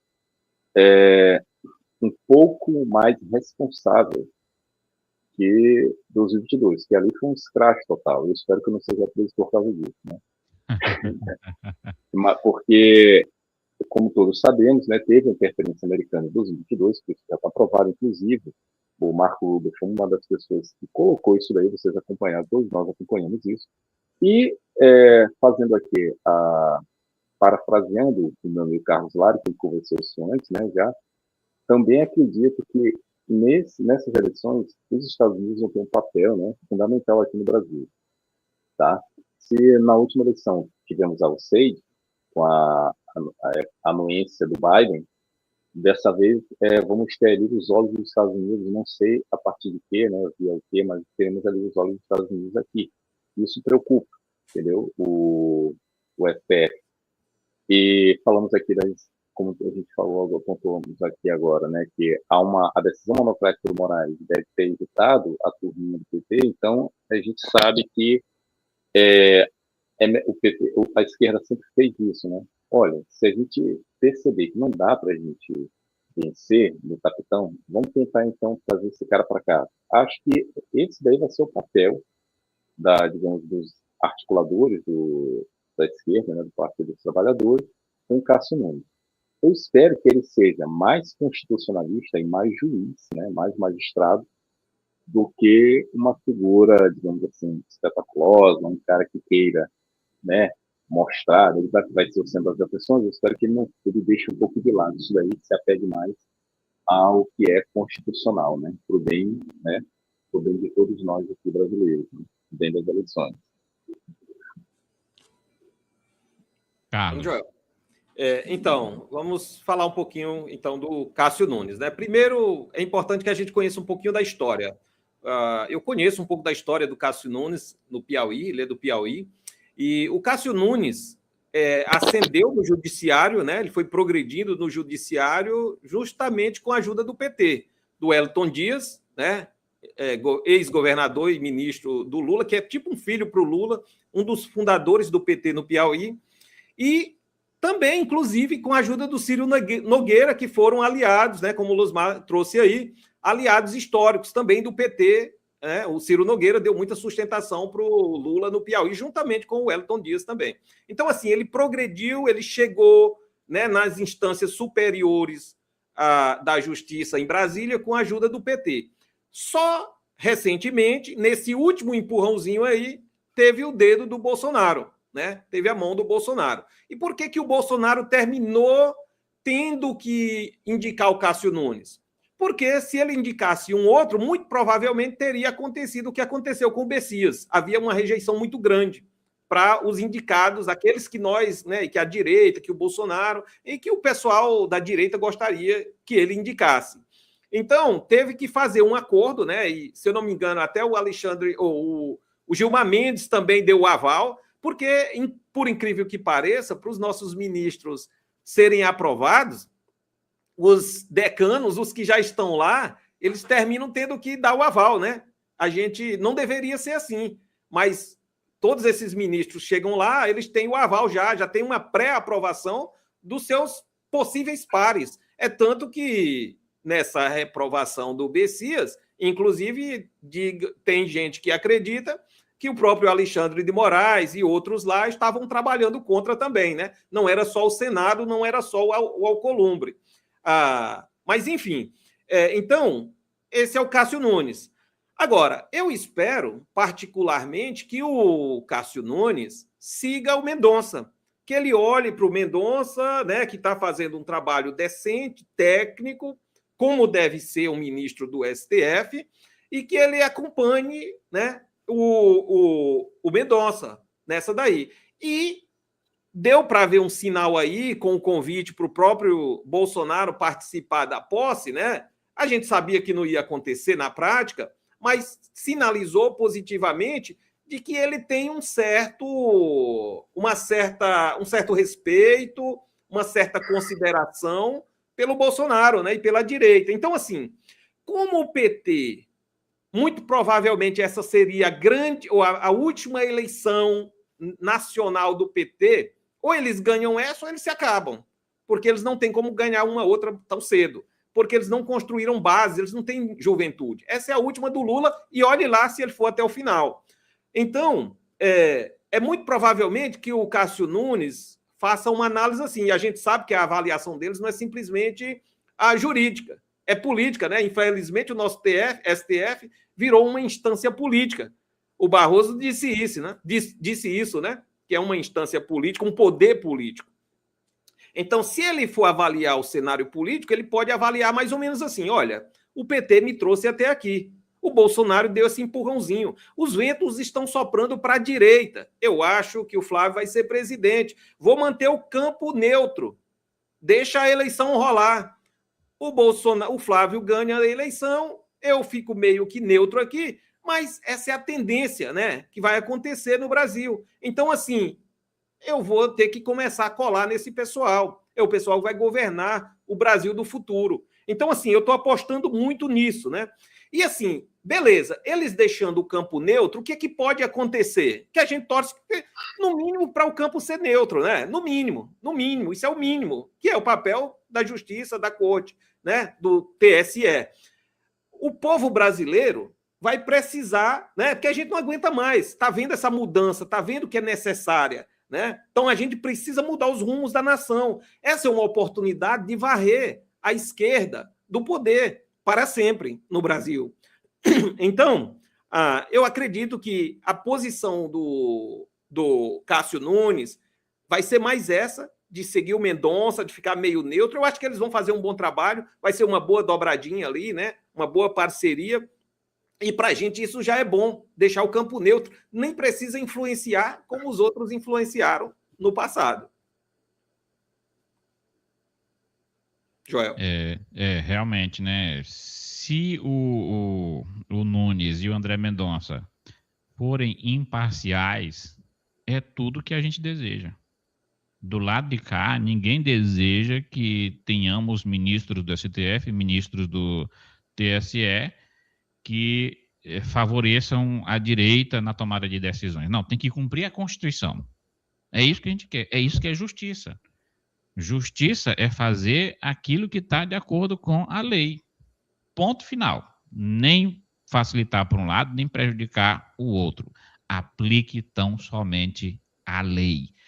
Fazendo isso, a gente podendo mostrar as verdades acerca do Lula e eles do outro lado não ficando à vontade para mentir acerca do nosso lado, já é o suficiente para o Flávio ganhar essa eleição no primeiro turno. Em 2022, o que aconteceu foi isso. A direita não podia falar as verdades acerca do Lula, mas a esquerda poderia mentir acerca do Bolsonaro, dizendo que ele era o assassino da Marielle. Imagina quantos milhões de votos isso não tirou do Bolsonaro. Anos e anos, a Globo, todo mundo batendo, dizendo que ele era o suposto assassino da Marielle. Verdade. Dizendo que ele era miliciano, dizendo que ele tinha assediado aquelas meninas venezuelanas, né, chamando ele de genocida, atribuindo a ele a responsabilidade pelas mortes das pessoas durante o período da pandemia. Quantas fake news a Globo, a esquerda, não produziu e retroalimentou contra o Bolsonaro? Viu, Mas Joel? cá, não se podia dizer que ele era amigo do Maduro. Joel, só para colocar esse ponto, inclusive hoje estão comemorando, né, as mortes lá da pandemia, né, o dia 12, né, o dia 12 de maio, dia da pandemia lá, dos mortos, e foi onde a Janja estava lá falando disso, comemorando, né, e falando mal do Bolsonaro, mais uma vez o próprio ministro da Saúde, né, atacando mais uma vez o Bolsonaro e dizendo que se ele estivesse no poder, isso não teria acontecido, né, essa quantidade de mortes. Nós poderíamos sim ter reduzido esse número de mortes se o PT não tivesse atrapalhado e o STF, né, deixado o Bolsonaro governar. Mas sem atrapalhar, Joel. Fala. Em 2022, assim, tudo eu falei que 2022 foi horrível, né? Porque houve a interferência direta, né, da Suprema Corte, do TSE, boicotando a campanha do Bolsonaro, proibindo ele, inclusive, de exibir propaganda nas rádios. Todos nós vimos isso, né? Como o Joel bem falou aí. Fizeram, né, a imprensa e a esquerda fizeram, e todas as entidades ligadas, né, ao anti-bolsonarismo, fizeram uma propaganda massiva, né, falsa, de que ele é genocida, de que ele foi responsável pelas mortes da Covid, de que ele atrasou vacina, quando tudo isso já foi devidamente esclarecido e rechaçado, e sobretudo a verdade apareceu, não teve nada disso, tudo isso é mentira, sem falar que utilizaram uma prerrogativa presidencial para condená-lo, né? Transformar em crime, eles chamam de reunião dos embaixadores, ou seja, tudo aquilo ali foi, como eu falei, foi a interferência direta em um organismo que deveria ser imparcial, como o Joel bem falou. E se essa imparcialidade ela se fazer presente nas eleições desse ano, então sim, temos a chance aí de ter de volta um presidente de direita. Aí temos a chance do Flávio Bolsonaro verdadeiramente ser eleito. Só para fechar essa questão da pandemia aí, eu tive a curiosidade de pesquisar a quantidade de pessoas que morreram no Brasil no ano de 2020, que foi o auge da pandemia, né? Durante todo o ano de 2020, quantas pessoas morreram no Brasil? Aproximadamente 1.500.000, e parece que 500.017 pessoas por aí assim. 1,5 milhão, arredondando. Aí eu fui pesquisar quantas pessoas morreram no Brasil em 2024, sem pandemia. Vocês podem fazer essa pesquisa aí, ó. Vocês aqui, sim, vocês que estão me assistindo, pode fazer a pesquisa, coloca lá na IA. Surpreendentemente, no ano de 2024, sem pandemia, morreram também 1,5 milhão, 1,5 milhão de pessoas também, né? Como é que pode? Num período de pandemia, que dizem que morreram mais de 700.000 pessoas em função de Covid, morreram no total 1,5 milhão. E no ano que não está em pandemia, morrem também 1,5 milhão. Tem alguma coisa errada nessa matemática. Ou aquelas pessoas lá não morreram de Covid, ou então o Covid continua atuando e matando em 2024. Eu fico com a primeira opção, né? Que eu acho que os números, como na época, né? Inclusive eu dava aula no interior do estado, na época falava-se muito isso, mas como, tal? Meu Deus do céu, tá? Esses números explodiram assim violentamente, né? E lembrando aqui que os familiares eram proibidos de chegar perto dos seus entes falecidos, né? Existia toda uma restrição, política de restrição ali do governo com essas pessoas. Existiu também, foi denunciado inclusive por vários médicos, né, que atuaram diretamente ali nessa pandemia, que muitos números foram insuflados, entendeu? Muita gente morria de outras coisas, mas tem Covid também. Mas ele tem Covid, sim, mas a Covid foi uma consequência, ele tem uma outra comorbidade, morreu. Então, tudo isso aí veio à tona, entendeu?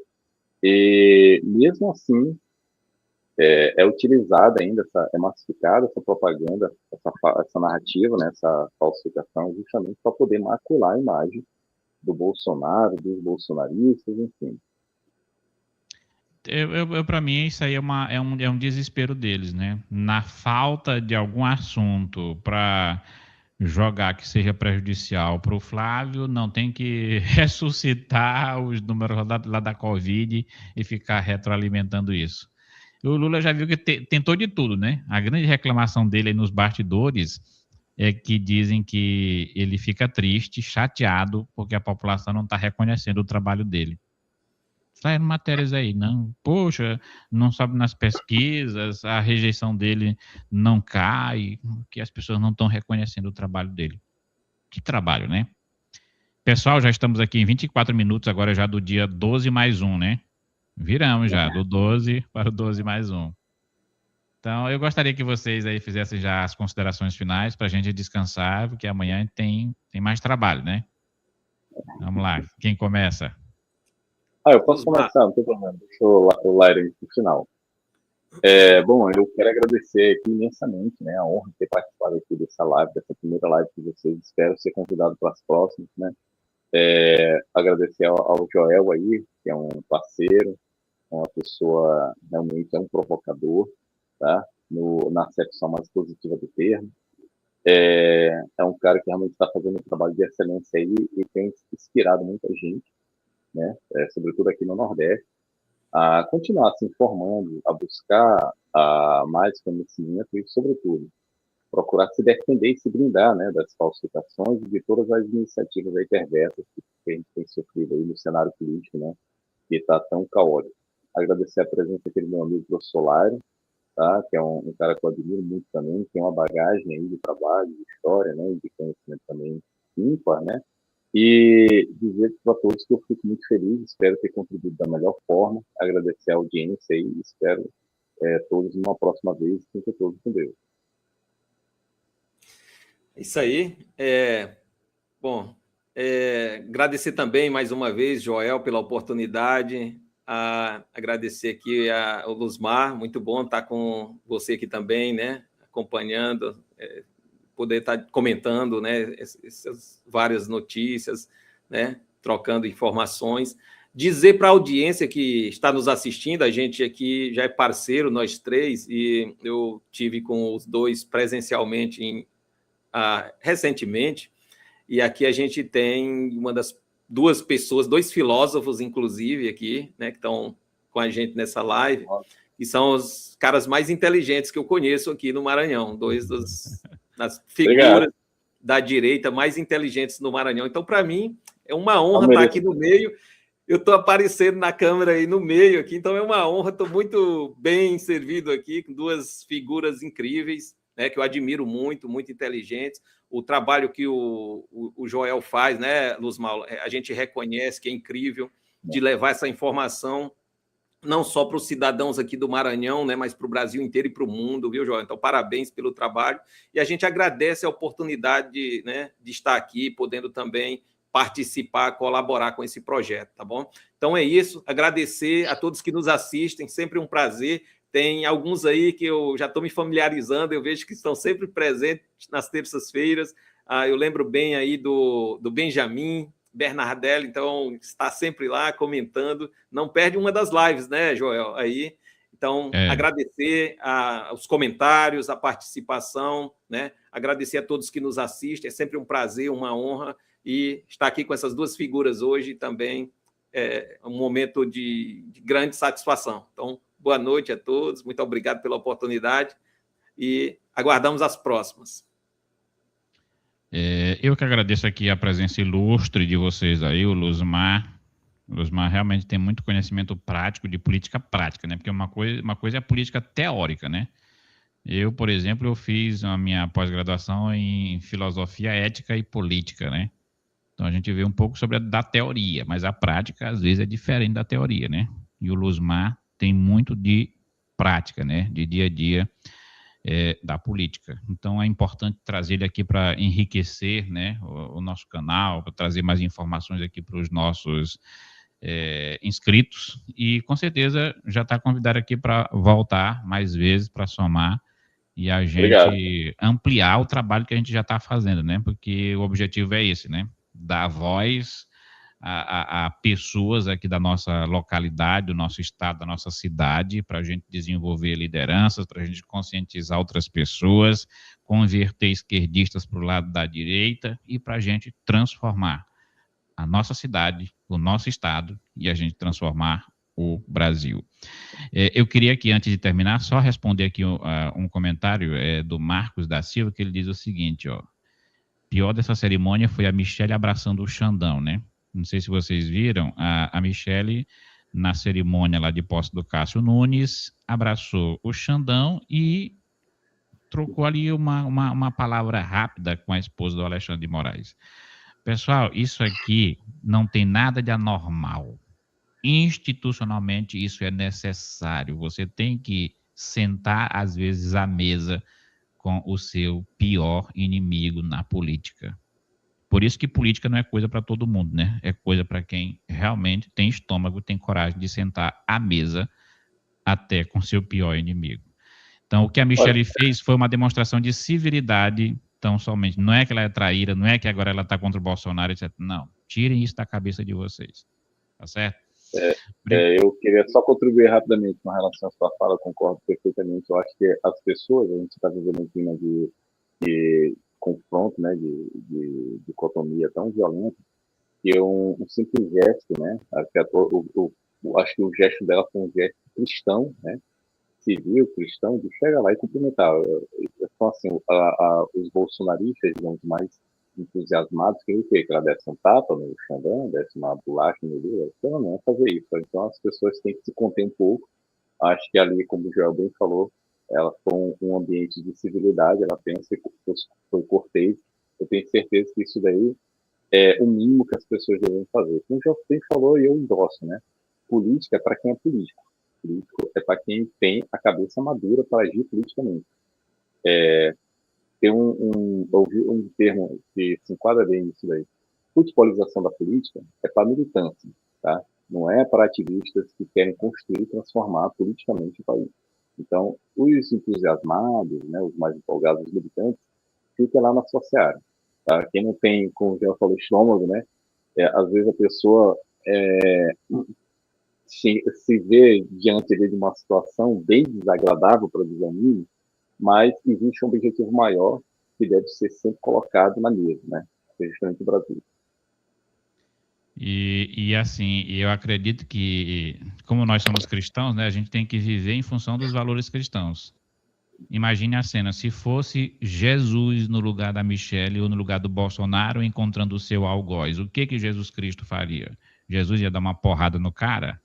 Ou Jesus ia fazer aquilo que ele fez quando estava na cruz? O ladrão mesmo lá acusando ele, desdenhando dele, mas aquele que se arrependeu, Jesus disse, olha, hoje mesmo tu estarás comigo no paraíso. Ou seja, se te bater no rosto de um lado, dá o outro, né? Então o que a Michelle fez foi dar uma lição de grandiosidade de alma para o Alexandre de Moraes. Não tem coisa mais humilhante para uma pessoa do jeito dele do que a Michelle agir com humildade, com um gesto de amor e de cristianismo para com ele. Eu acho que ele que sai envergonhado da cena.